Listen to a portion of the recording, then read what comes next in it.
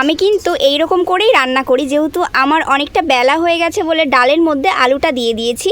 আর কতটা সুন্দরভাবে দেখো গলে গেছে, একদম সুন্দরভাবে। এটা করে আমাকে ভেজে আর গলাতে হবে না। এই নিরামিষ ডাল রান্না করার জন্য আমি কিন্তু পাঁচফোড়ন আর সঙ্গে দিয়েছি শুকনো লঙ্কা। এবার কেটে রাখা ওই সমস্ত সবজি একে একে আমি ভালো করে ভেজে নিচ্ছি। ভাজা মোটামুটি কমপ্লিট হয়ে গেলে এবার আমি ডাল আর আলু সেদ্ধ করেছিলাম সেটা দিয়ে জল দিয়ে দিচ্ছি পরিমাণ মতো। অল্প টাইমের মধ্যে আমার তো তরকারি রান্না করা হয়ে গেছিল, তারপর ভেজেছিলাম ডিম। এরপর আমি ভাতটা চাপিয়ে দিয়েছি উনুনে। তো গাইস, ফাইনালি কিন্তু আমার রান্না করা পুরো কমপ্লিট হয়ে গেছে। আমি একবারে ভাত বেড়ে নিয়ে চলে এসেছি তোমাদের সামনে।